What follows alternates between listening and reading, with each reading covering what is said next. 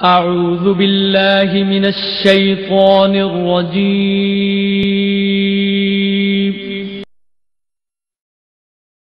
بسم الله الرحمن الرحيم.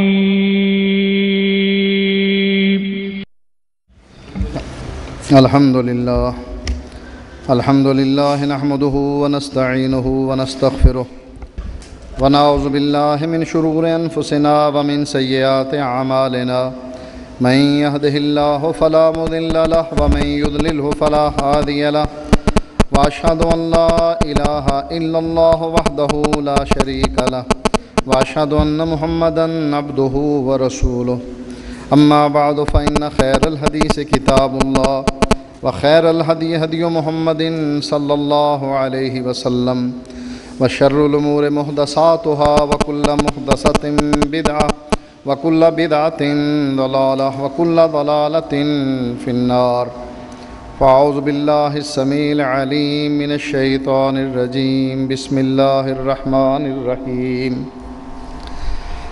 ألم تر كيف ضرب الله مثلا كلمة طيبة كشجرة طيبة أصلها ثابت وفرعها في السماء ويضرب الله الأمثال للناس لعلهم يتذكرون.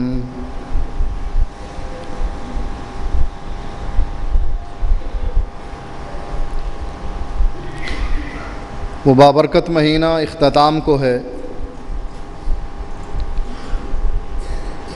جس میں اللہ تعالیٰ اپنی مغفرت کے دریا بہاتے ہیں. جیسا کہ اللہ کے نبی علیہ الصلاۃ والسلام کے بارے میں آپ نے سنا ہی ہے کہ آپ کی سخاوت عام دنوں میں تو جو ہوتی تھی سو ہوتی تھی کہ ایک شخص نے آ کر سوال کیا. دو پہاڑوں کے درمیان وادی میں ایک بڑا ریوڑ چر رہا ہے اللہ کے نبی کا علیہ الصلاۃ والسلام. سوالی سوال کرتا ہے اور اللہ کے نبی اس کے سوال کو پورا کرتے ہوئے پورا ریوڑ ایک ہی سوالی کو دے دیتے ہیں.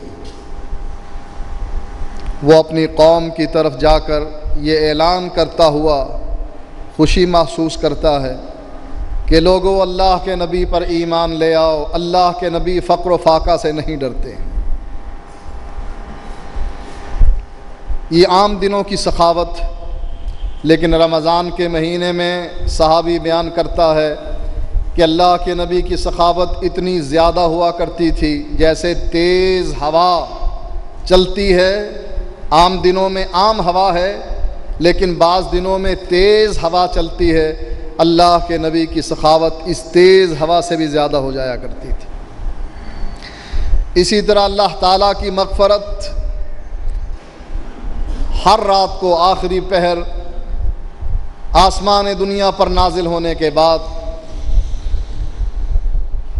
اپنے بندوں سے خود کہتا ہے. بندے نہیں کہتے بلکہ مالک، رحمان، رحیم، خالق، پوری کائنات کا نظام چلانے والا خود کہتا ہے کوئی مانگنے والا سوالی وہ سوال کرے، میں اس کے سوال کو پورا کروں. ہے کوئی مغفرت کا طالب، گناہوں کی بخشش مانگنے والا، وہ گناہوں کی بخشش مانگے، میں اس کے گناہوں کو معاف کروں. ہے کوئی صحت مانگنے والا، رزق مانگنے والا، اللہ آسمان دنیا پر آ کر سوال کرتا ہے، لوگوں سے پوچھتا ہے. اور جو لوگ رات کی اس گھڑی میں رب کے سامنے سربسجود ہوتے ہیں، رکوع اور میں قیام کی حالت میں اللہ سے مانگ رہے ہوتے ہیں، اللہ تعالیٰ ان کی تمام تمنائیں جو اس کے لیے بہتر ہوتی ہیں پوری کر دیتا. یہ عام دنوں کی مغفرت ہے، لیکن رمضان کے مہینے میں اللہ کی مغفرت اتنی بڑھ جاتی ہے کہ اللہ کے نبی علیہ الصلاۃ والسلام فرماتے ہیں کہ اللہ تعالیٰ ہر رات جہنم سے لوگوں کی گردنوں کو آزاد کر دیتا ہے.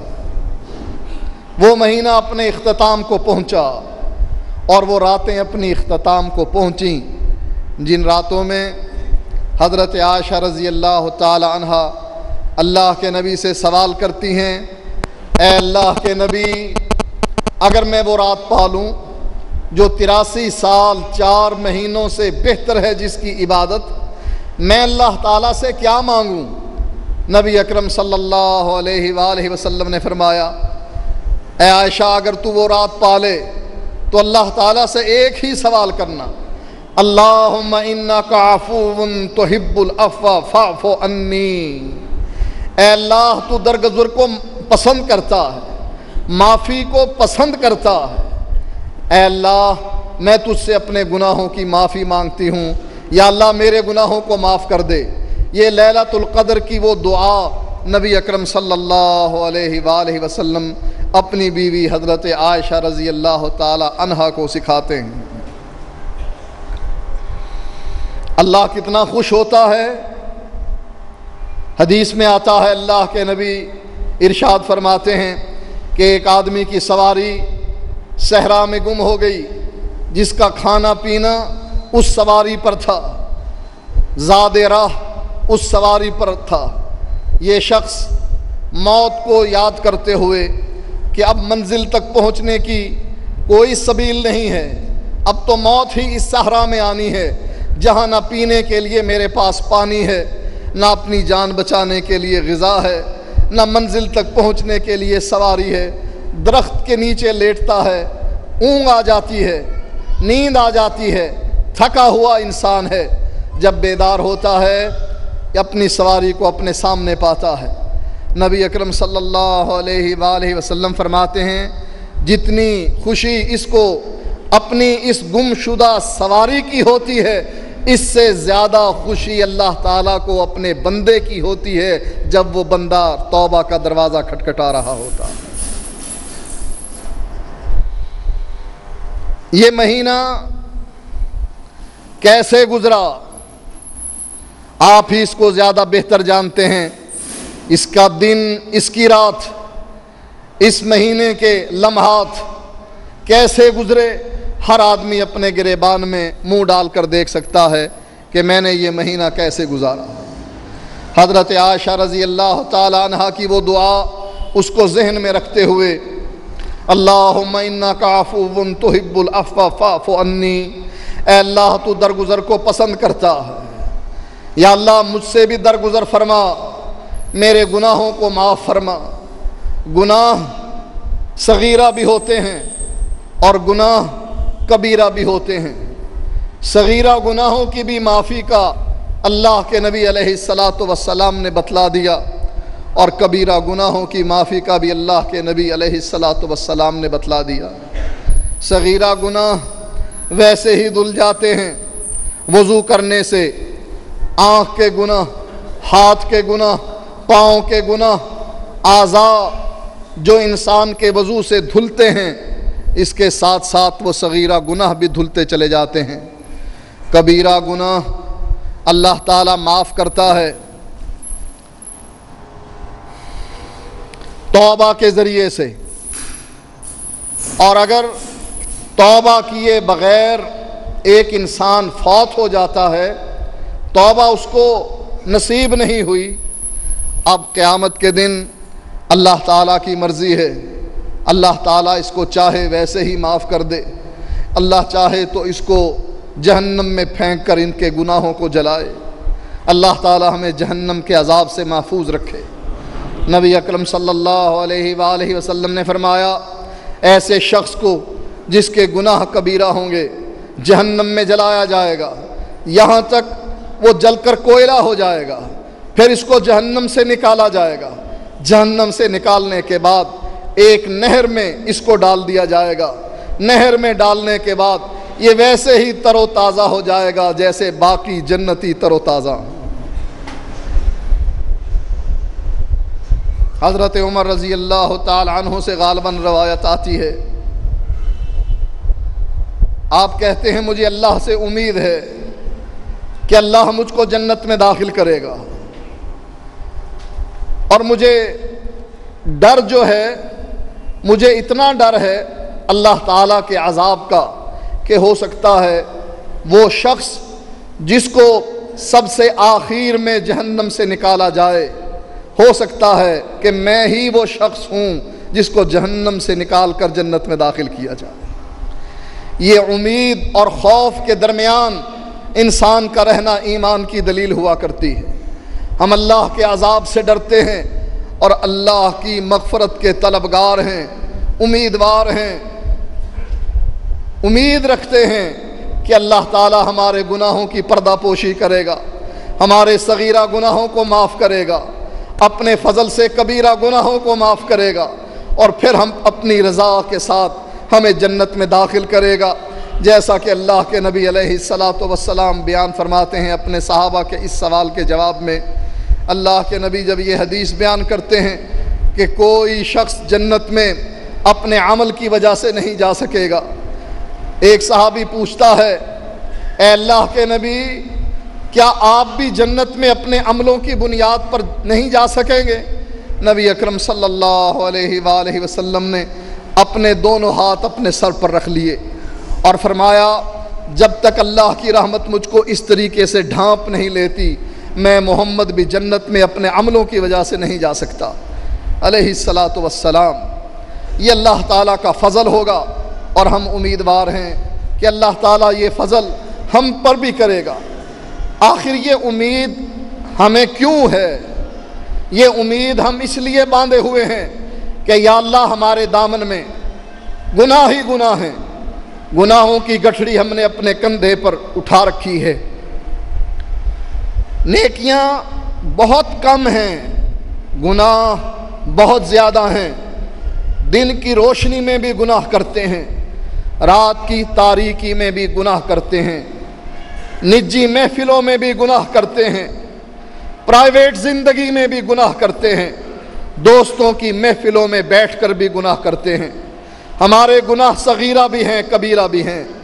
یا اللہ ہمارے نامہ اعمال میں نیکیاں واقعی کم ہیں، ہم تیری عبادت ایسی نہ کر سکے کہ جیسا کرنے کا حق تھا، تیرے نبی کی اتباع ویسی نہ کر سکے جیسا کرنے کا حق تھا، ہم اسلام پر ویسے نہ چل سکے جیسا کہ اے اللہ تو نے یا اللہ کے نبی تو نے چلنے کا حکم دیا تھا، ہم اپنی بیویوں کو ویسا پردہ نہ کروا سکے جیسا حضرت عائشہ نے، حضرت زینب نے، حضرت فاطمہ نے، ام المومنین نے، نبی کی بیٹیوں نے، صحابہ کی بیویوں نے، ان کی بیٹیوں نے، نیک عورتوں نے پردہ کیا۔ ہم اپنی بیویوں کو ویسا پردہ نہ کرا سکے، ہم اپنی اولاد کو ویسا نہ چلا سکے جیسا کہ چلنے کا حق تھا، اور تو نے کہا تھا ادخلوا فی السلم کافہ، لوگو اسلام میں داخل ہونا چاہتے ہو پورے کے پورے اسلام میں داخل ہو جاؤ اور شیطان کے قدموں کی پیروی نہ کرو۔ یا اللہ ہم اس بات کا اقرار کرتے ہیں کہ ہم خطا کار ہیں، قصوروار ہیں، ہماری گردنیں ندامت سے جھکی ہوئی ہیں، لیکن یا اللہ ان اعمال میں، ہمارے نامہ اعمال میں اور ان برائیوں میں کم از کم ایک برائی موجود نہیں ہے، وہ برائی ہے جس کو تو کبھی معاف نہیں کرتا ہے، اور وہ برائی یا اللہ شرک کی برائی ہے۔ یا اللہ ہم تمام لوگ جو اس مسجد میں اپنے عقیدے کی اصلاح کرتے ہیں کم از کم یہ کہنے کے قابل ضرور ہیں، مولا تیرے علاوہ ہم نے جھولی کسی کے سامنے نہیں پھیلائی، اپنے ہاتھ کسی کے سامنے دراز نہیں کیے، کسی کی قبر کا طواف نہیں کیا، کسی پیر کی قبر پر جا کر اولاد نہیں مانگی، روزی کے طلبگار نہیں ہوئے، ہم کسی سے خوف نہیں کھاتے، کسی سے امید نہیں رکھتے۔ مولا تجھ پر بھروسہ ہے، تجھ پر توکل ہے، مانگتے ہیں تجھ سے، ڈرتے ہیں تجھ سے، توکل کرتے ہیں تو تجھ پر۔ مولا کم از کم یہ برائی جو کائنات کی بدترین برائی ہے، مولا یہ ہمارے نامہ اعمال میں نہیں ہے، لہٰذا ہم یہ امید رکھتے ہیں کہ لیلۃ القدر کی ان راتوں میں ہو سکتا ہے 29ویں کی یہ رات لیلۃ القدر کی رات ہو، یا ہو سکتا ہے اس سے پہلے گزری ہوئی رات لیلۃ القدر ہو۔ یا اللہ ہم یہ امید رکھتے ہیں کہ اس رات میں بھی ہمارے گناہوں کو معاف فرما، جیسے تو نے ان لوگوں کے گناہوں کو معاف فرما دیا جو تیرے نبی کے ساتھی تھے، کلمہ پڑھتے تھے، توحید پر عمل پیرا تھے، شرک کے قریب نہیں جاتے تھے، جیسا کہ نبی اکرم صلی اللہ علیہ وآلہ وسلم فرماتے ہیں، اے میرے صحابہ، میں تمہارے بارے میں اس بات سے نہیں ڈرتا کہ میرے مرنے کے بعد تم شرک کرنے لگ جاؤ گے، لیکن جو مجھے چیز ڈراتی ہے وہ یہ دنیا ہے۔ دنیا کی رنگینیوں میں، دنیا کے مال میں تم سبقت لے جاؤ گے، آپس میں خون ریزی کرو گے۔ یا اللہ، جو گناہ نبی کے صحابہ نے نہیں کیا، کم از کم ہم بھی وہی بات کہتے ہیں کہ وہ گناہ ہمارے نامہ اعمال میں بھی نہیں ہے۔ اس لیے ہم یہ امید رکھتے ہیں کہ رب کی مغفرت کے اس مہینے میں، رب کی رحمتوں کے اس مہینے میں ہمارے گناہوں کو مولا تو معاف فرما، ہماری نیکیوں کو بڑھا۔ ایک کے بدلے میں 10 نہیں، مولا تجھ سے سوال کرتے ہیں 70 نہیں، 700 نہیں، مولا ایک کے بدلے میں 700 سے بڑھ کر تجھ سے امید رکھتے ہیں کہ ہمارے نامہ اعمال میں تو درج کرے گا اور ہمیں جنت کے اس مقام میں بٹھائے گا جو مقام محمد الرسول اللہ صلی اللہ علیہ وآلہ وسلم اور نبی کے صحابہ کا تھا۔ اللہ کے نبی علیہ السلام سے ایک صحابی ربیہ رات کی تاریکی میں نبی کی خدمت کا عزم رکھتے ہوئے دروازے پر جا بیٹھتا ہے کہ کبھی تو اللہ کے نبی اٹھیں گے، کبھی تو اللہ کے نبی کو حاجت ہوگی کسی چیز کی، وہ مجھ کو بلائیں گے۔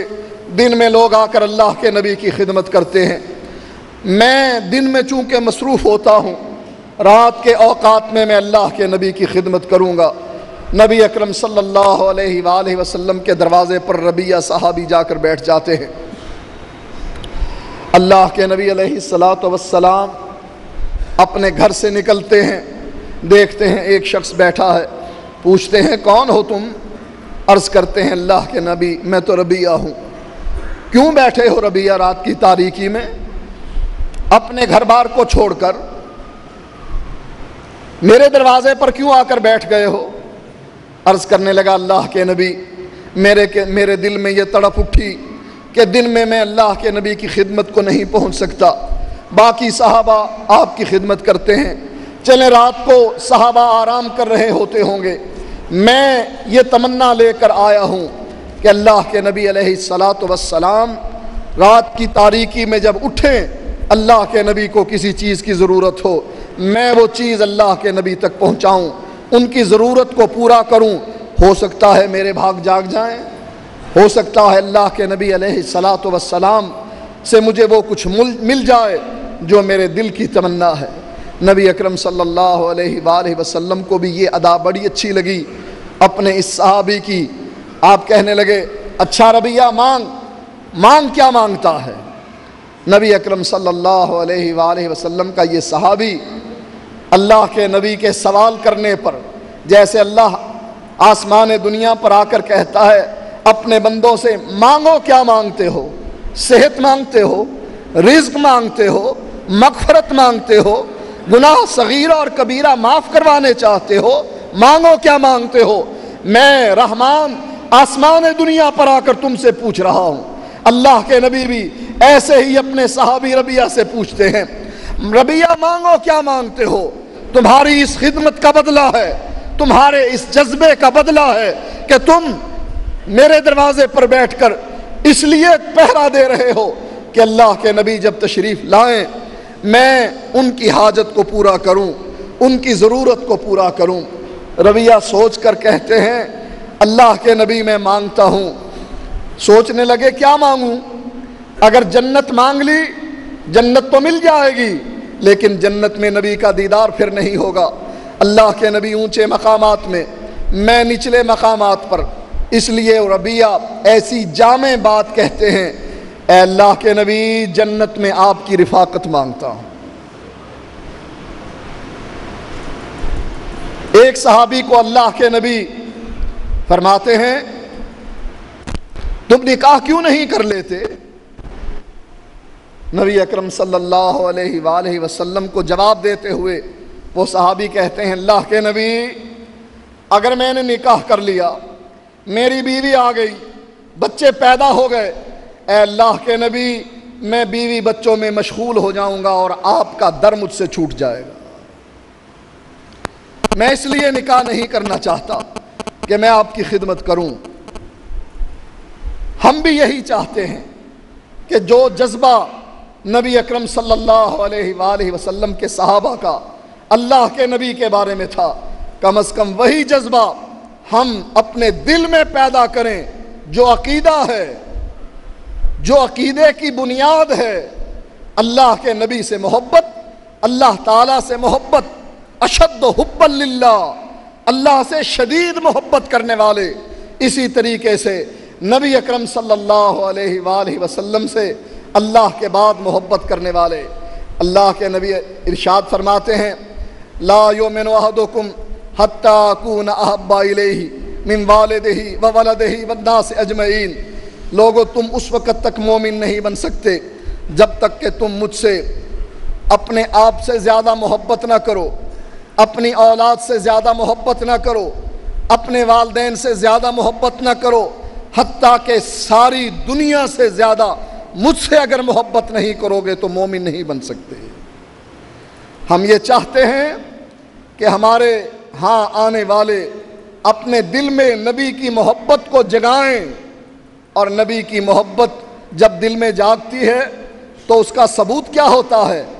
آپ کا چہرہ ویسا بنتا ہے جو جیسے اللہ کے نبی کا تھا، آپ کا لباس ویسا بن جاتا ہے جیسے اللہ کے نبی کا تھا، آپ کا کردار ویسے بن جاتا ہے جیسے اللہ کے نبی کا تھا۔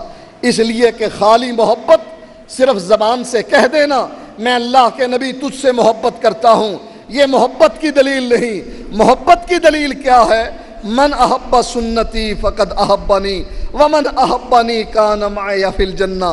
جو میری سنت سے محبت کرے گا وہ مجھ سے محبت کرے گا، اور جو مجھ سے محبت کرے گا وہ میرے ساتھ جنت میں جائے گا۔ رمضان کے ان باقی ایام میں آپ نے اپنے رب سے کیا مانگنا ہے؟ اہدنا الصراط المستقیم، یا اللہ صراط مستقیم دکھا، یا اللہ صراط مستقیم پر چلا، اور یا اللہ صراط مستقیم پر موت دینا۔ صراط مستقیم کیا ہے؟ محمد الرسول اللہ صلی اللہ علیہ وآلہ وسلم کی اتباع صراط مستقیم ہے۔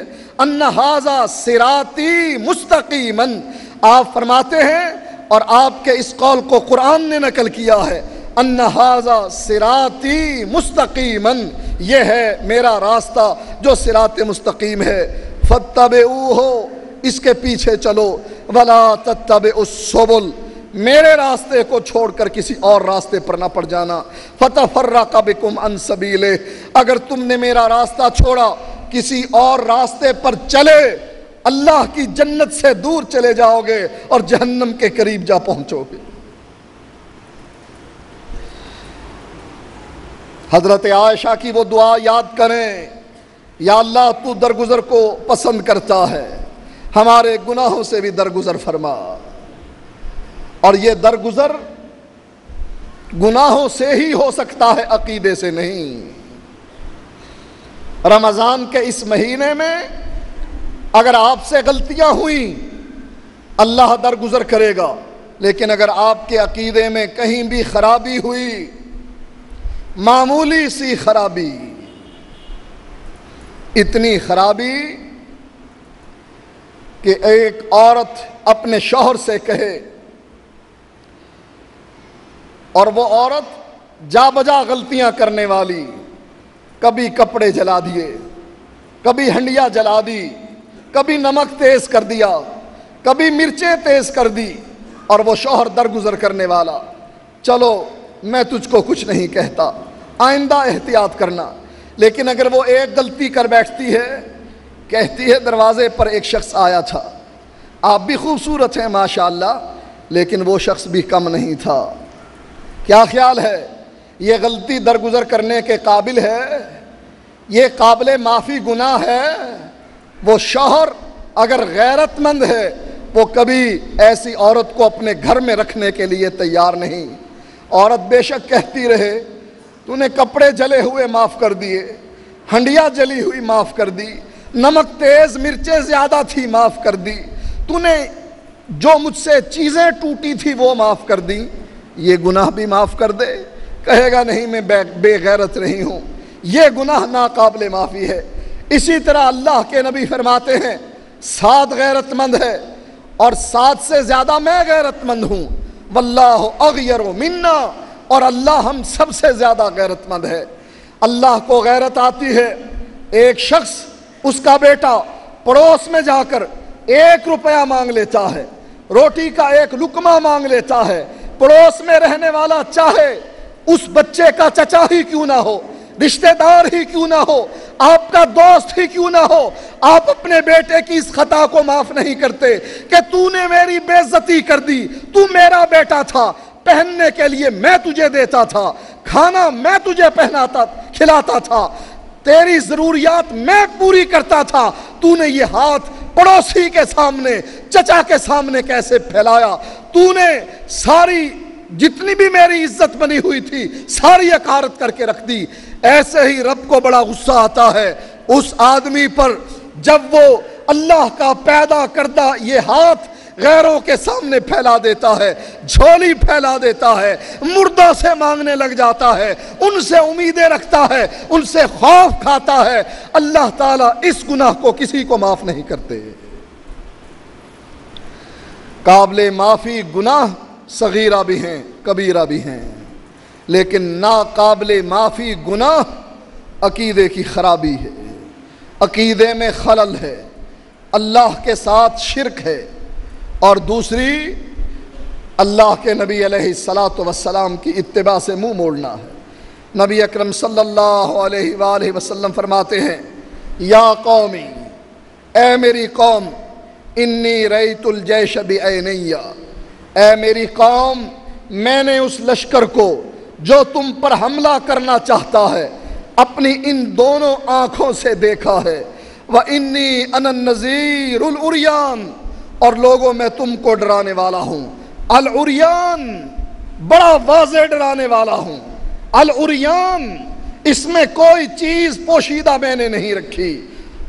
فَالنَّجَا فَالنَّجَا، آؤ اگر کسی نے نجات حاصل کرنی ہے بچ جاؤ اس لشکر سے جو شیطان کا لشکر ہے، بچ جاؤ اس لشکر سے جو طاغوت کا لشکر ہے، فَالنَّجَا، نجات حاصل کرو۔ نجات ملے گی کیسے؟ فَأَتَاءَهُ طَائِفَةٌ، ایک گروہ نبی اکرم صلی اللہ علیہ وآلہ وسلم کی بات مان کر اپنا دفاع کر لیتا ہے، وہ بچ جاتا ہے۔ وَكَذَّبَتْ طَائِفَةٌ مِّنْهُمْ، اور دوسرا گروہ اللہ کے نبی کی اس بات کا انکار کر دیتا ہے کہ ہم تیری بات کو ماننے والے نہیں ہیں۔ فَأَصْبَحُوا مَكَانَهُمْ، اپنی جگہوں میں جہاں وہ رہائش پذیر تھے وہیں رہتے ہیں، یہاں تک کہ وہ لشکر آ کر ان کو تہہ تیگ کر دیتا ہے، قتل کر ڈالتا ہے، مال کو لوٹ لیتا ہے۔ فرمایا نبی اکرم صلی اللہ علیہ وآلہ وسلم نے، فَذَلِكَ مَثَلُ مَنْ أَتَانِي فَاتَّبَعَ مَا جِئْتُ بِهِ، جس آدمی نے، جس جماعت نے میری بات مان لی، فَاتَّبَعَ مَا جِئْتُ بِهِ، اور اس آدمی نے اس کی اتباع کی، مَا جِئْتُ بِهِ، جو میں لے کر آیا ہوں، جبریل لے کر پہنچا ہے، اللہ نے نازل کیا ہے، 23 سال تک اترتا رہا ہے، تھوڑا تھوڑا کر کے اترا ہے، مشرکین مکہ کے سوالوں کے جواب کی صورت میں اترا ہے، ان کو ڈرانے کے لیے اترا ہے۔ مَا جِئْتُ بِهِ، اس کے ساتھ میں حدیث لے کر آیا ہوں، جس نے اس کی اتباع کی وہ تو بچ گیا، اور جس شخص نے نافرمانی کی، وَمَثَلُ مَنْ عَصَانِي وَكَذَّبَ مَا جِئْتُ بِهِ مِنَ الْحَقِّ، اور جس شخص نے میری بات نہیں مانی، میری نافرمانی کی اور اس کی تکذیب کی، مَا جِئْتُ بِهِ، جس کو میں لے کر آیا ہوں، مِنَ الْحَقِّ، اور وہ حق ہے، جس نے اس کی تکذیب کی وہ سیدھا جہنم میں گیا۔ جس نے اتباع کی اس کی، مَا جِئْتُ بِهِ، فَاتَّبَعَ مَا جِئْتُ بِهِ، جس نے اتباع کی اس کی، مَا جِئْتُ بِهِ، جو میں لے کر آیا ہوں۔ کیا لے کر آئے اللہ کے نبی؟ اللہ کا قرآن، اپنا فرمان، ترکت فیکم شیئین لن تضلوا ما تمسکتم بہما کتاب اللہ و سنت رسول، 2 چیزیں لے کر آیا ہوں، 2 چھوڑ کر جا رہا ہوں، اور وہ 2 چیزیں کیا ہیں؟ اللہ کا قرآن ہے، محمد الرسول اللہ کا فرمان ہے۔ اگر ان دونوں چیزوں کو تم تھامو گے کبھی گمراہ نہیں ہوگے۔ اللہ کے نبی فرماتے ہیں فَاتَّبَعَ مَا جِئْتُ بِهِ، میں وہ جو لے کر آیا ہوں اس کی اتباع کی، اتباع کے بدلے میں اس کو جنت ملی۔ اور اس نے من عصانی، جس نے میری نافرمانی کی، وَكَذَّبَ مَا جِئْتُ بِهِ، جس کو میں لے کر آیا ہوں جس چیز کو اس کی تکذیب کی، من الحق، حالانکہ وہ لائی ہوئی چیز حق تھی، اس کے بدلے میں اس کو جہنم رسید کیا جائے گا۔ اللہ کے نبی کی لائی ہوئی چیز، اس کی تکذیب کرنا جہنم، نتیجہ کیا ہے؟ جہنم۔ اللہ کے نبی کی لائی ہوئی چیز کی تصدیق کرنا، پھر اس کی اتباع کرنا، نتیجہ کیا ہے؟ جنت۔ کیا لینا چاہتے ہو رب سے؟ جنت لینا چاہتے ہو یا جہنم؟ رمضان کے مہینے میں رب کی جنت بڑی سستی ہے، اور اس مہینے میں رب سے کس چیز کے طلبگار ہو؟ جنت کے دروازے کھلے ہوئے ہیں، جب تک کہ شوال کا چاند نظر نہیں آ جاتا اللہ جنت کے دروازوں کو بند نہیں کرتا، اور جہنم کے دروازے بند ہیں جب تک شوال کا چاند نظر نہیں آتا اللہ جہنم کے دروازوں کو کھولتا نہیں ہے۔ کیا لینا چاہتے ہو رب سے؟ جنت یا جہنم؟ جنت لینا چاہتے ہو وہ بھی، جہنم لینا چاہتے ہو وہ بھی۔ اللہ کے نبی نے دونوں طریقے بتلا دیے۔ جنت لینا چاہتے ہو تو کیا کرنا پڑے گا؟ جو لے کر آئے ہیں من الحق، اور ہے بھی وہ حق، قرآن کی صورت میں، حدیث کی صورت میں، اس کی تکذیب نہیں کرنی، اس کی تصدیق کرنی ہے، اس کی اتباع کرنی ہے۔ آج اگر تکذیب کرنی ہے فقہ حنفی کی کر دیجئے، کوئی گناہ نہیں ہے، اللہ کی قسم کوئی گناہ نہیں ہے، اس لیے کہ نہ جبریل لے کر آیا، نہ اللہ کے نبی پر نازل ہوئی، نہ مکی ہے نہ مدنی ہے۔ تکذیب کر دیجئے فقہ جعفری کی، تکذیب کر دیجئے دیوبندیت کی، بریلویت کی، نقشبندیت کی، قادریت کی، چشتیت کی، سہروردیت کی، سب کی تکذیب کر دیجئے، کوئی پرواہ نہیں، کوئی گناہ نہیں، اللہ کی قسم کھا کر کہتا ہوں کوئی گناہ نہیں۔ تکذیب کس کی نہیں کرنی؟ ما جئت بہ، جو نبی کے دل پر اتر رہی ہے، وہ وہی جس کی ابتدا اقرأ بسم ربک الذی خلق سے ہے، اور جس کی انتہا احکام کے لحاظ سے الیوم اکملت لکم دینکم واتممت علیکم نعمتی ورضیت لکم الاسلام دینا، میں نے دین مکمل کر دیا، نعمت پوری کر دی، جو اتر رہی تھی اس کی تکمیل ہو گئی۔ 23 سال کے اندر اللہ تعالیٰ نے اپنے نبی محمد الرسول اللہ پر قرآن کو مکمل کر دیا، حدیث کو مکمل کر دیا۔ اِنَّا أَنزَلْنَاهُ فِي لَيْلَةِ الْقَدْرِ، اس قرآن کو لوح محفوظ سے آسمان دنیا پر ایک ہی رات میں، لیلۃ القدر میں اللہ تعالیٰ نے اتارا، لیکن آسمان دنیا سے زمین پر اللہ کے نبی کے دل پر مکے اور مدینے میں یہ قرآن 23 سال تک اترتا رہا۔ 23 سال تک جو چیز اترتی رہی، جس کی تشریح، جس کی تفسیر اللہ کے نبی کرتے رہے، اس کی تکذیب کرو گے تو سیدھا جہنم ہے، اس کی تصدیق کرو گے، اتباع کرو گے تو سیدھی جنت ہے۔ اختیار آپ کے ہاتھ میں ہے کہ آپ جنت لینا چاہتے ہیں یا جہنم۔ نبی اکرم صلی اللہ علیہ وآلہ وسلم اپنی ایک مثال بیان کرتے ہیں، کہتے ہیں کہ فرشتے آئے وَهُوَ نائم، اور اللہ کے نبی سوئے ہوئے تھے، فَقَالُوا إِنَّا لِصَاحِبِكُمْ هَذَا مَثَلًا فَاضْرِبُوا لَهُ مَثَلًا، تمہارے اس ساتھی کی مثال ہے، اس کے لیے مثال بیان کرو۔ قَالَ بَعْضُهُمْ إِنَّهُ نَائِمٌ، بعض فرشتے کہنے لگے اللہ کے نبی تو سوئے ہوئے ہیں. وقال بعضهم ان العین نائمہ والقلب یقظان. اس کا دل نہیں سوتا، آنکھ سوتی ہے، آنکھ بند ہوتی ہے، دل جاگتا رہتا ہے. اور کائنات میں اللہ کے نبی کے علاوہ اللہ کی قسم کسی کا دل نہیں جاگتا کہ اس کی آنکھ سو رہی ہو، دل جاگ رہا ہے. یہ صرف اللہ کے نبی کا دل کیوں جاگ رہا ہوتا ہے؟ اس لیے کہ آسمان سے وحی اتر رہی ہے، اللہ کے نبی سوئے ہوئے ہیں. اب اس وحی کو کون وصول کرے گا؟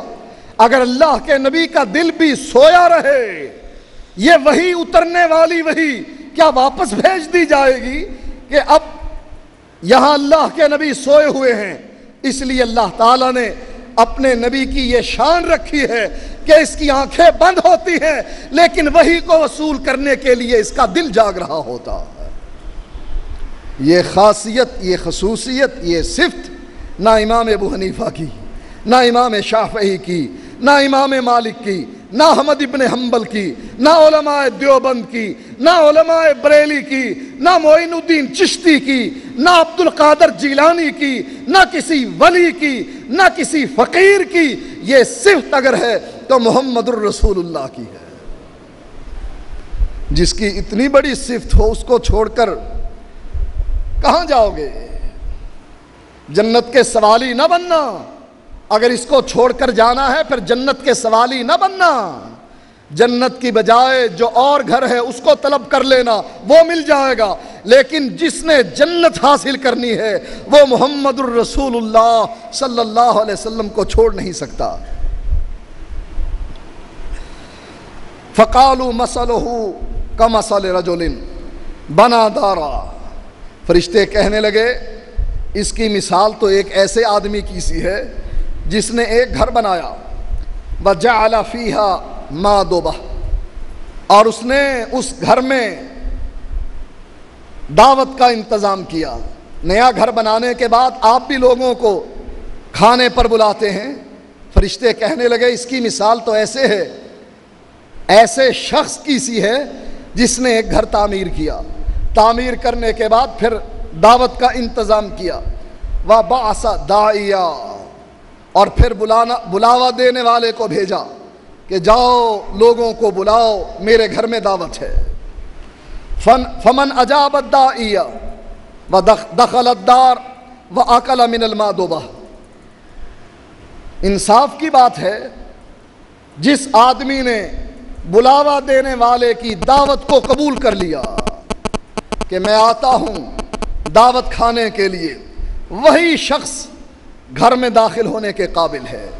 اور جب وہ گھر میں داخل ہو جائے گا وہی شخص اس قابل ہے کہ اس کھانے سے، اس دعوت سے کھائے. لیکن فرشتے کہتے ہیں وَمَن لَّمْ يُجِبِ الدَّاعِيَ، جو آدمی اس داعی کی بات سنتا ہی نہیں کہ کہاں دعوت ہے، کون سے سیکٹر میں ہے، اے بلاک میں ہے یا ایف بلاک میں ہے، شہر میں ہے یا شہر سے باہر ہے، اس کے کارخانے میں ہے یا اس کے گھر میں ہے، سنتا ہی نہیں. اس کان سے سنا، اس سے نکال دیا.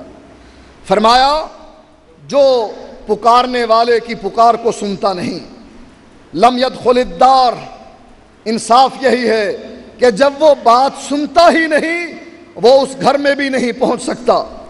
ولم یاکل من المادبہ، اور جب وہ اس گھر میں نہیں پہنچے گا دعوت کہاں سے کھائے گا. فقال اولوها لہ، فرشتے کہنے لگے یہ مثال تو بیان کر دی، اب لوگوں کو سمجھانے کے لیے اس کا معنی بھی بیان کرو. وہ فرشتے اب اس کا معنی بیان کر رہے ہیں. فقالوا فالدار الجنہ، کہا جو گھر بنایا گیا وہ گھر تو جنت ہے. جس گھر کی تعمیر کی گئی وہ گھر جنت ہے، جس کا کیچڑ مسک اور کستوری کا ہے، جس کے نہروں کے کنارے پر کنکر نہیں موتی ہیں، جس میں بہنے والا پانی جس میں بہنے والا دودھ اور جس میں بہنے والی شراب اور جس میں بہنے والا شہد. قرآن بیان کرتا ہے کہ وہ پانی کبھی سڑے گا نہیں، وہ دودھ اس کا ذائقہ کبھی بدلے گا نہیں، اس شہد اس کی مٹھاس کم نہیں ہوگی، اس کے ذائقے میں بھی کوئی تبدیلی نہیں آئے گی. ایسے ہی اس کی شراب بھی ویسی رہے گی جیسے پہلے دن اللہ تعالیٰ نے تیار کی ہے.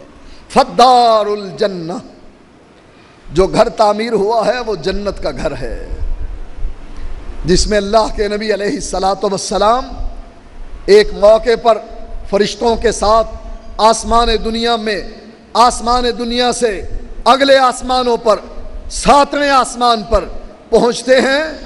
فرشتوں سے اللہ کے نبی پوچھتے ہیں یہ ساری رات تم مجھ کو پھراتے رہے، یہ چیزیں تو بتلاؤ کیا کیا چیزیں تھیں. جبریل کہنے لگے اللہ کے نبی سر اٹھائیے. آپ نے سر اٹھایا، آسمان پر بدلی کو دیکھا، بدلی میں ایک مکان نظر آیا. پوچھا جبریل یہ مکان کس کا ہے؟ کہا اللہ کے نبی یہ مکان آپ کا ہے. فرماتے ہیں جبریل مجھ کو چھوڑو، میں جنت میں جاؤں، اپنے مکان میں رہوں. جب میں آسمان پر پہنچ گیا ہوں میں نے جنت میں اپنا گھر دیکھ لیا ہے. اے جبریل مجھ کو یہیں چھوڑ کر چلے جاؤ، واپس دنیا میں پلٹ جاؤ، مجھ کو اجازت دے دو، اس بدلی میں بنے ہوئے مکان میں میں چلا جاؤں.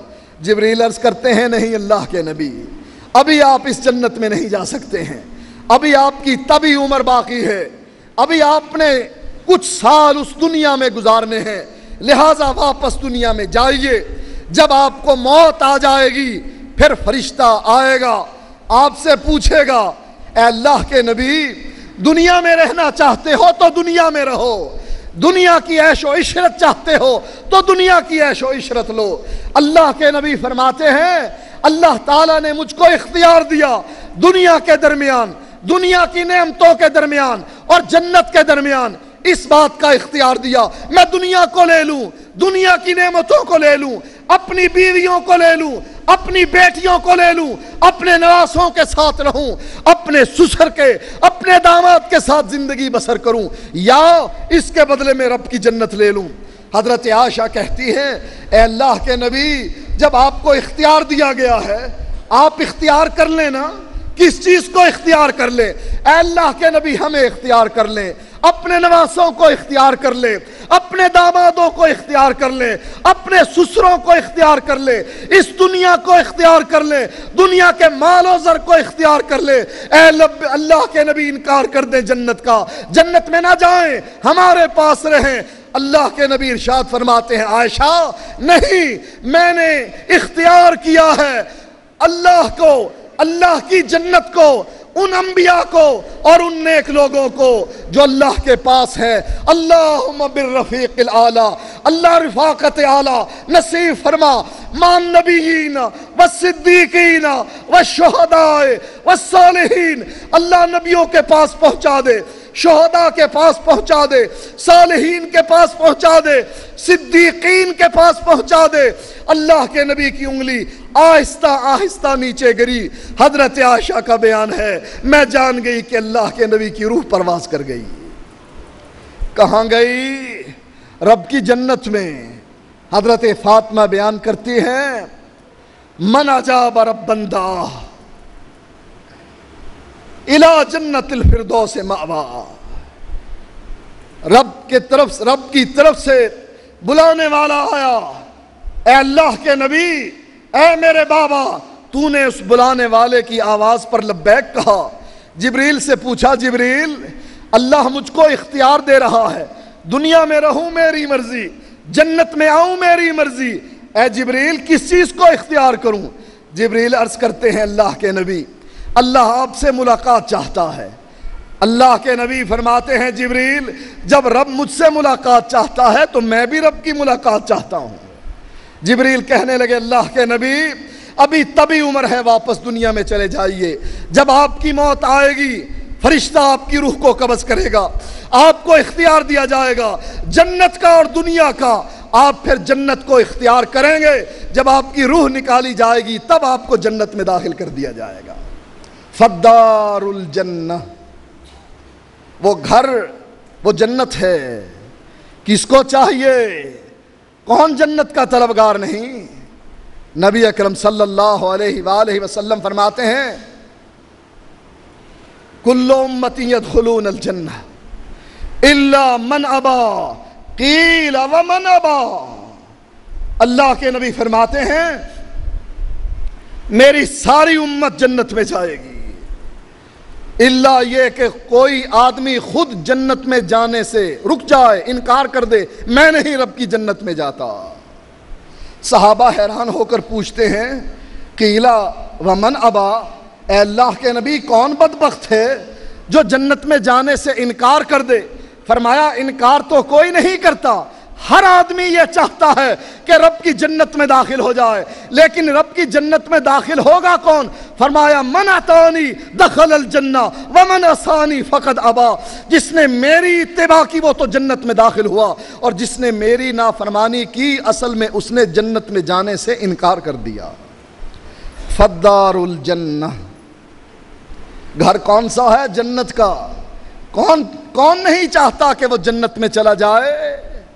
شرابی، کبابی، بدکار، گناہگار، ہر آدمی یہ چاہتا ہے. صدام بڑا ظالم انسان تھا، لوگوں کو قتل کرنے والا، لوگوں پر ظلم اور زیادتی کرنے والا. جب اس کے گلے میں بھی پھندا ڈالا گیا پھانسی دینے کے لیے بھی، اس کی زبان بھی کہہ رہی تھی اشہد اللہ الہ الا اللہ واشہد ان محمد الرسول اللہ. صدام بھی یہی چاہتا تھا کہ مجھ کو رب اپنی جنت میں داخل کر دے. کوئی آدمی بھی یہ نہیں چاہتا کہ وہ جہنم میں جائے. لیکن پھر جنت میں جانے کا طریقہ کیا ہے؟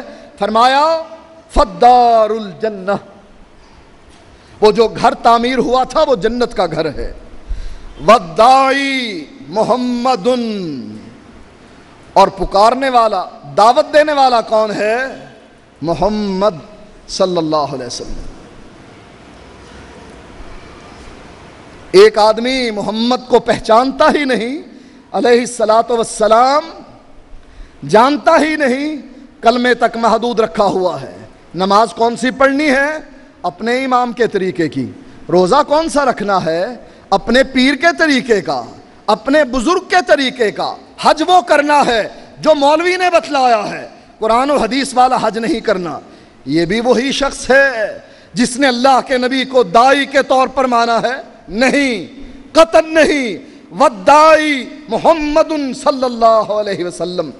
بلانے والا کون ہے؟ خود اللہ کے نبی ہیں. کیا کہہ رہے ہیں؟ من اطاعنی دخل الجنہ. فرماتے ہیں آؤ میرے پیچھے، ان ھذا صراطی مستقیما، یہ ہے صراط مستقیم، فاتبعوہ، آؤ میرے پیچھے.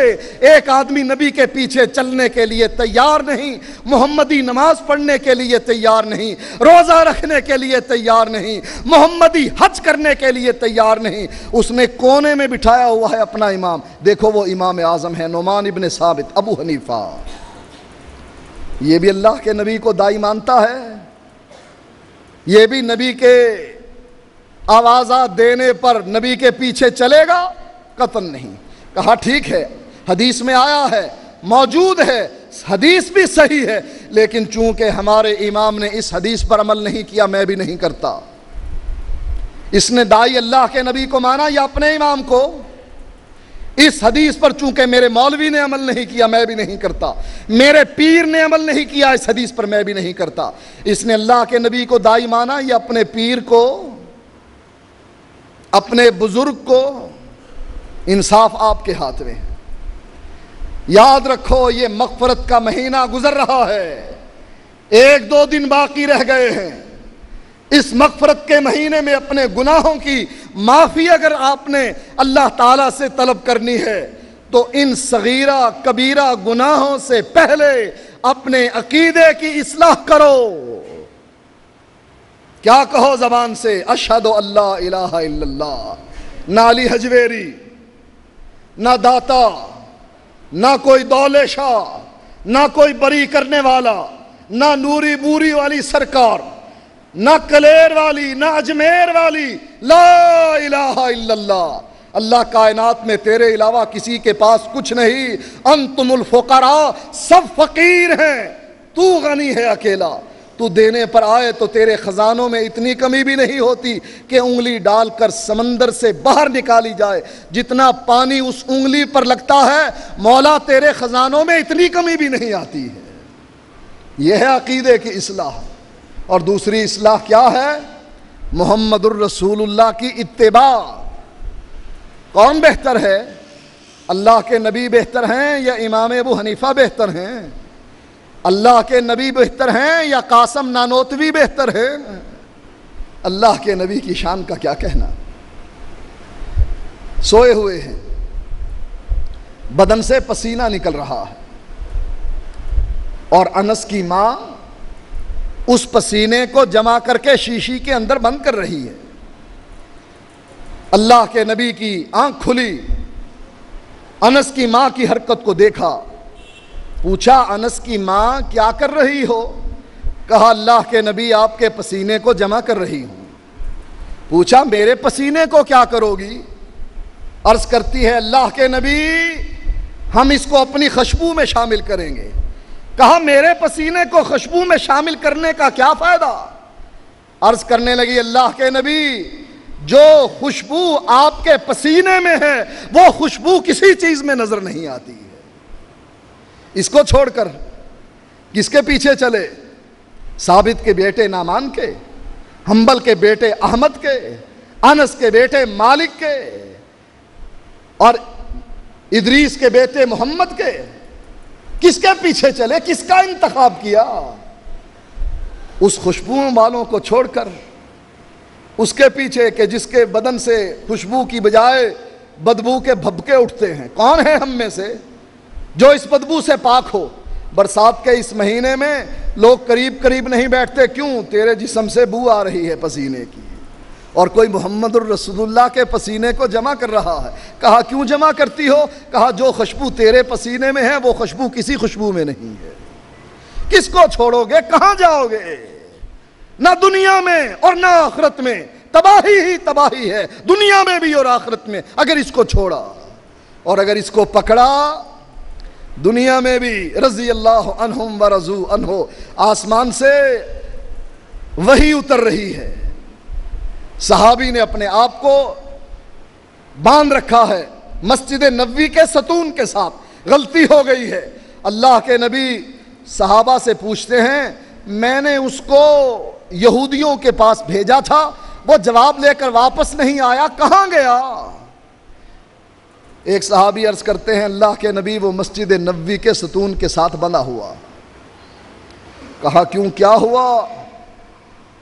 کہا ہوا یہ یہودیوں نے پوچھا اگر ہم صلح کر لیں، اگر ہم قلعہ تمہیں دے دیں، اگر ہم ہتھیار گرا دیں، تم ہمارے ساتھ سلوک کیا کرو گے؟ وہ صحابی چونکہ حلیف تھے یہودیوں کے، زبان سے تو کچھ نہیں کہا، ہاتھ سے گردن کی طرف اشارہ کر کے کہا۔ بس بعد میں خیال آیا میں نے تو خیانت کر لی اللہ کے نبی کی، میں نے یہ راز ان کو کیوں بتلایا کہ تم جب ہتھیار گراؤ گے جنگ کرنے والے افراد کو قتل کر دیا جائے گا۔ یہ ذہن میں خیال آتے ہی مسجد نبوی میں چلا گیا، پلر کے ساتھ اپنے آپ کو باندھ لیا اور کہا اس وقت تک نہیں کھلوں گا جب تک کہ اللہ کے نبی خود اپنے ہاتھ سے آ کر نہ کھولیں گے۔ دل میں تمنا کیا تھی کہ غلطی ہو گئی، اللہ کے نبی کھولیں گے، اس کا معنی یہ ہوگا کہ غلطی کی معافی مل گئی۔ نبی کو اطلاع ملی، صحابی نے بتلایا وہ مسجد نبوی کے ستون کے ساتھ بندھا ہوا۔ اور وجہ کیا تھی؟ کہا وجہ یہ تھی، کہا اگر وہ میرے پاس آ جاتا میں اس کے لیے مغفرت کی دعا کرتا، اپنے رب کو مناتا، اس کے گناہوں کی معافی ہو جاتی، لیکن چونکہ اس نے خود یہ اختیار کیا کہ اپنے آپ کو مسجد نبوی کے ستون کے ساتھ باندھ لیا، میں بھی اب اس کو اس وقت تک نہیں کھولوں گا جب تک کہ آسمان سے اس کے بارے میں جبریل وحی لے کر نہیں آتا کہ اللہ نے اس آدمی کے گناہ کو معاف کر دیا۔ مسجد نبوی کے ستون کے ساتھ بندھا رہا یہاں تک کہ آسمان سے وحی اتری، جبریل پیغام لے کر آیا کہ اللہ تعالیٰ نے اے اللہ کے نبی تیرے اس صحابی کے اس گناہ کو معاف کر دیا. کس کو چھوڑو گے؟ کس کے پاس جاؤ گے؟ وہ گناہ ہو جائے تو کہتا ہے آؤ میرے پاس، میں بھی بخشش کی دعا کروں، تم بھی بخشش کی دعا کرنا، اللہ تمہارے گناہوں کو معاف کر دے گا. یہ حیثیت امام ابو حنیفہ کی بھی تو ہے نا، یہ اختیار امام شافعی کے پاس بھی تو ہے نا کہ جس کو چاہیں اس کی بخشش کی دعا کروائیں اور اس کے گناہ کو معاف کروا لیں. یا یہ اختیار صرف محمد الرسول اللہ کو ہے کہ آسمان سے اس پر وحی اترتی ہے اور رب اعلان کرتا ہے کہ میں نے اس صحابی کے اس گناہ کو معاف کر دیا. فرمایا فرشتوں نے فمن اطاع محمدن فقد اطاع اللہ، جس نے محمد صلی اللہ علیہ وسلم کی اطاعت کی اس نے اللہ کی اطاعت کی. ومن عصا محمدن فقد عصى اللہ، اور جس نے محمد صلی اللہ علیہ وسلم کی نافرمانی کی اس نے اللہ کی نافرمانی کی. وَمُحَمَّدٌ فَرْقٌ بَيْنَ النَّاسِ، اور لوگوں کے درمیان اگر فرق ہے تو محمد الرسول اللہ. کیا معنی کہ محمد فرق ہیں لوگوں کے درمیان؟ اس کا معنی یہ ہے جس کے ساتھ محمد ہوں گے علیہ الصلاۃ والسلام وہ جنت میں جائے گا، اور جس کے ساتھ محمد نہیں ہوں گے وہ جہنم میں جائے گا. اب بھی سوچ میں پڑے ہو کہ ہم اللہ کے نبی کے ساتھ اس کے ساتھی بنیں یا نہ بنیں، نبی کی جماعت میں شامل ہوں یا نہ ہوں، اب بھی سوچ میں پڑے ہوئے ہو. پتہ نہیں اگلا رمضان آپ کو دیکھنا نصیب ہوتا ہے یا نہیں ہوتا. یا اللہ اس رمضان کو بار بار لا، یا اللہ ہمیں اس کی برکتوں سے فائدہ اٹھانے کی توفیق عطا فرما. یا اللہ اس مہینے میں ہمارے گناہوں کو معاف فرما. یا اللہ اس مہینے میں گناہ گاروں کو معاف فرما، بیماروں کو شفا یاب فرما، تنگ دستوں کی تنگ دستی دور فرما. مولا ہمیں جنت میں جہنم سے بچا کر جنت میں داخل فرما، ہماری گردنوں کو جہنم سے آزاد فرما. اپنی رحمتوں کی برکھا جو تو نے برسا رکھی ہے مولا ہماری جھولی میں بھی ڈال دے تھوڑی سی. مولا اس مہینے میں تجھ سے دعا کرتے ہیں ہمارا ساتھ نبی کے ساتھ کر دینا، حوض کوثر پر پانی نصیب فرما دینا، ان صفوں میں شامل کر دینا جس صف میں صدیق اکبر کھڑے ہیں، فاروق اعظم کھڑے ہیں، عثمان غنی کھڑے ہیں، حضرت علی کھڑے ہیں، صحابہ کھڑے ہیں، محدثین کھڑے ہیں. مولا ان صفوں میں ہمیں بھی شامل فرما. پتہ نہیں اگلا رمضان ہمیں ملتا ہے یا نہیں ملتا، کم از کم اس رمضان میں اور اس جمعے میں اور اس لمحے جو آپ سن رہے ہیں میری بات، اصلاح کر لیں، معافی مانگ لیں گناہوں سے، صغیرہ اور کبیرہ سے، اور عقیدے کی بدعقیدگی سے معافی مانگ لیں اللہ تعالیٰ سے. مولا پچھلے گناہ معاف فرمانا. تجھ سے عہد کرتا ہوں آئندہ یہ پیشانی کسی غیر کے سامنے جھکاؤں گا نہیں، اپنے ہاتھ کسی کے آگے پھیلاؤں گا نہیں، اپنی جھولی کسی کے سامنے دراز نہیں کروں گا. مولا تیری صفات کا واسطہ ہے، مولا تیرے کرم کا واسطہ ہے، مولا تیری سخاوت کا واسطہ ہے، مولا تیری مغفرت کا واسطہ ہے، تیری رحمت کا واسطہ ہے. ہم گناہگاروں کو بھی معاف فرما، ہمارے عقیدے کی اصلاح کی توفیق عطا فرما. مولا ہمیں محمدی بننے کی توفیق عطا فرما، ہمیں توفیق عطا فرما کہ نماز محمدی پڑھیں، روزہ محمدی رکھیں، حج محمدی کریں، زکوٰۃ محمدی دیں، ہماری شکل و صورت محمدی بن جائے، ہمارا عمل اور کردار محمدی بن جائے. مولا ہماری اس دعا کو رد نہ فرمانا. مولا اگر تو نے ہماری اس دعا کو رد کر دیا، تیرے علاوہ کائنات میں کون ہے جس کے دروازے کو جا کھٹکھٹائیں؟ لوگوں نے اپنے بہت سے بنا رکھے ہیں، ہر شہر میں بنا رکھا ہے، ہر محلے میں موجود ہے ان کا. مولا ہم وہابیوں کا، توحید پرستوں کا تیرے علاوہ کائنات میں اور کوئی نہیں. ہم تیرے ہی سائل ہیں، تیرے ہی سوالی ہیں، تیرے ہی در پر جھکنے والے ہیں، تجھ سے ہی مانگنے والے ہیں. مولا ہمارا یہ مان ہے تجھ پر، مولا ہمارے مان کو خراب نہ کرنا، مولا ہمارے مان کو پورا کرنا، مولا لوگوں کو ہنسنے کا موقع نہ دینا کہ ان لوگوں کو بھی کچھ نہیں ملا رب کو مان کر، نبی کی اتباع کرنے کے بعد ان کو بھی کچھ نہیں ملا، یہ بھی ہماری طرح کھڑے ہیں فیل لوگوں کے گروہ میں۔ مولا ہمیں پاس لوگوں کے گروہ میں شامل فرما، ہماری قسمت میں جنت لکھ دے۔ مولا ہماری اولاد کو، ہمارے والدین کو، ہمارے اساتذہ کو، ہماری بیویوں کو جہنم کی آگ سے آزاد فرما دے۔ مولا سب کو جہنم کی آگ سے آزاد فرما دے۔ مولا وہ لوگ جو اس مسجد میں آئے ہیں عقیدہ ان کا صحیح ہے، غلطیاں کوتاہیاں ہیں، مولا اپنے مغفرت کے صدقے ان کے سارے گناہ معاف فرما دے، اور عمومی طور پر خصوصی اس مسجد کے لیے عمومی باقی تمام مساجد میں اہل ایمان اہل عقیدہ کے گناہوں کو معاف فرما دے۔ مولا جنت کے سوالی ہیں، ہمارے اس سوال کو رد نہ کرنا، مولا ہمارے اس سوال کو قبول فرما لینا۔ اور اتنا آسان ہے جنت میں جانا، اللہ کے نبی فرماتے ہیں اللہ کے ڈر سے اگر کسی آدمی کے آنکھ سے آنسوؤں کا قطرہ، اتنا بڑا قطرہ کہ جتنا مکھی کا سر ہوتا ہے، اللہ کے نبی فرماتے ہیں اگر کسی کی آنکھ سے اتنا قطرہ بھی، اتنا معمولی سا قطرہ جو مکھی کے سر کے برابر ہے، اگر وہ بھی رب کے خوف سے گرتا ہے، اللہ کے نبی فرماتے ہیں اللہ تعالیٰ اس پر بھی جہنم کی آگ کو حرام کر دیتے ہیں۔